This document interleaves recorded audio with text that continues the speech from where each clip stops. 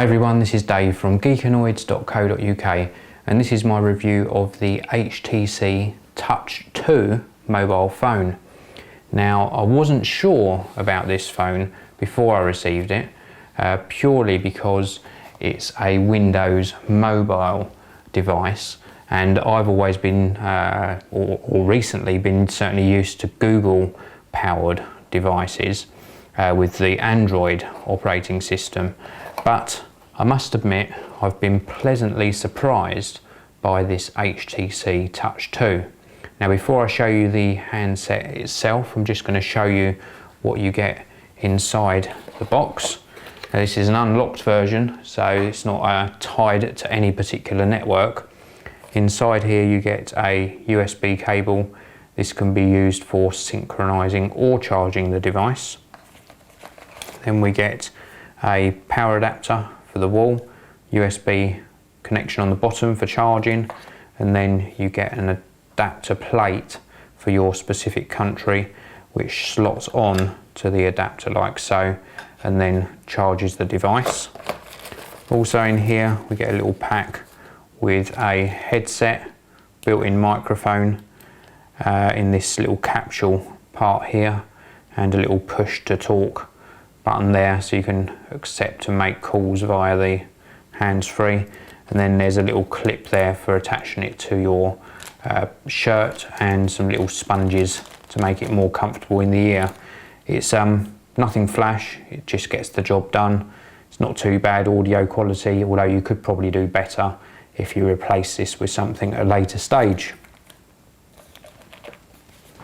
Now, moving on to the handset itself, the HTC Touch 2 has a Qualcomm 528 MHz processor inside. Now, that's not very fast on paper, but the user interface certainly does feel very snappy indeed. It's only hiccups really, or you get a slight lag when you have a lot of applications running at the same time. Now, you've got a 2.8-inch touchscreen on the front of the device. I'll show you that switched on in a minute. And you've also got this touch sensitive area here, which has got a zoom area on it. So when you're in things like the gallery, you can zoom up and down on your photos. Now, just to give you a closer look, along the bottom of the device, these are actual hard keys here. We've got a call start and a call end button. The call end button also doubles as your power switch. We've got a home button which takes you back to the home screen. We've got a Windows button there which gives you access to your start menu, and we've got a back button here which takes you back one step. Base of the handset, all we've got there is the mini USB connection for charging or synchronizing the device. This side of the handset is clear, with the exception that you do get a stylus included. You won't need that very often, but when you delve into some of the settings, then you will need to use the stylus. Top of the device, nice to see, we've got a standard 3.5mm headphone jack on the top there. And then this side of the device, this is where you gain access to your micro SD card, and you've also got a volume rocker switch. Now, just while we're on the subject of memory, you do get 256 megabytes of built-in RAM in the device, and you can obviously expand your storage capacity via the micro SD card. Around the back of the unit, we have got a 3.2 megapixel fixed focus camera. It doesn't perform very well, there's no flash, it's just adequate. It does an okay job if you've got well lit subjects. And also, just to note, I mentioned about charging the device. I'm not going to take the back off, but inside here is an 1100 milliamp hour battery. Now, on medium use, I would say I'm getting 3 to 4 days between charges. And if I'm using it heavily, so a lot of video playback, listening to some music, etc., then I'm getting around about 2 days between charges. So let's take a look at the user interface, which is what you really want to see. If I just hit the home button here, turns on the display, shows the current time, and also get a sliding padlock symbol here.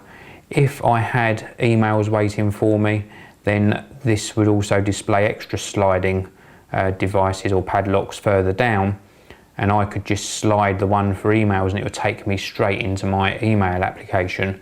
But for now, I'm going to just unlock the device completely. This is the home screen, displays the weather. We've got the start button here. We've got the normal status bar, which you can drag down with all of HTC's devices, similar to what you get on Google Android. It's showing me I've got no new notifications. It's also showing me I've got 50% battery life. I'm connected via Wi-Fi, and I've been on the mobile web for this amount of time, 84 hours, 19 minutes. Go back to the home screen. Now I can scroll along these various screens here. On a Google Android device, you would swipe between screens, whereas here you use this sort of icon-driven bar at the bottom here. This first one's for contacts, then across to messages, then across to emails, and then it gives you a brief summary of the email that you're viewing. You can swipe through the emails to get a summary of each one you've received. Then you can go on to internet, and in here you can launch your browser, or you can scroll up to go to your bookmarks, which is rather nice. In here I can go into photos and videos. Again, I can scroll through by swiping up. When I see a photo I want to view, I can tap on it, and that takes me right into the gallery, and then I can use this zoom slider here to zoom in and out of the photo and then pan around it with my finger on the main screen. If I want to go back one step, I just hit the back button here. That takes me back out to the previous gallery view. I've also got shortcuts here to photos and videos, so that's another nice way of getting into things quickly. It's also got a music player, so I can scroll along to music. Oh, excuse me. So back onto music, and from here I can play the currently viewed album that's there, or I can scroll up and down the various MP3s that are stored on my device. Playing it, I hit play, starts playing. Got a speaker built into the device, and it doesn't do a bad job of playing back. I'll pump up the volume a little bit for you.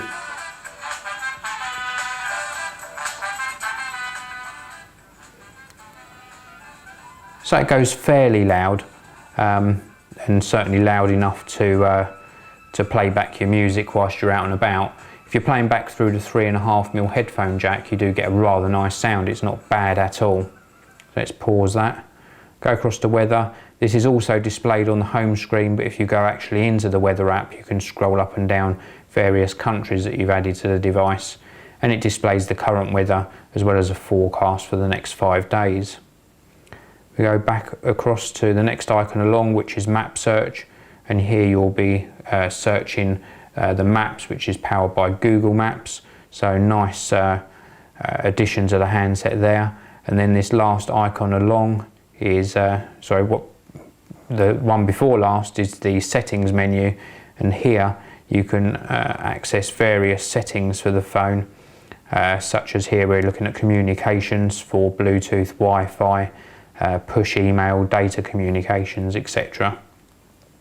So fully configurable. We can click all settings here as well, which takes us into the all settings menu, and here we've got an icon driven menu for doing even more settings on the handset than that previous one allowed. I'll go back one stage and then go pop across to this very last icon here, which is for programs, and here we've got a scrollable list of the various applications that are installed on the handset, and you can add more as you go on. So it's like a shortcut to sort of larger icons, a lot easier for launching your apps. If I go back out to the home screen and just tap start, you can see that here we can access all of the content of the handset, again via this icon driven interface. Now HTC have put Touchflo over the UI on the HTC Touch. They've done a very nice job. It works very well indeed, except when you have to delve in to some of the settings. When you're delving into settings for some of the applications, the icons do get a tiny bit small and you end up having to reach for that stylus. So what I don't like on this handset, right, I don't like the camera. I don't think that performs very well at all. I don't like Windows Mobile. It's a fiddly user interface to use when you delve into the settings. What I do like is the Touchflo interface. I think HTC have done a decent job of trying to make the Windows Mobile operating system friendly to use. I like the build quality. I like the handset design. It's a nice solid handset and it doesn't feel too big in the hand. And I do like the battery life. Getting that 2 to 4 days between charges is absolutely stunning. Now the HTC Touch 2 is going to cost you round about £275 in the UK or about $500 in the US. It's a nice handset. If you can live with Windows Mobile, then certainly worth picking one up. Well, thanks very much for listening. This has been Dave from Geekanoids.co.uk. Come back soon and check out more reviews. This video review is sponsored by Academy Class, the UK's premier creative IT training centre, authorised by Adobe, Apple and Autodesk.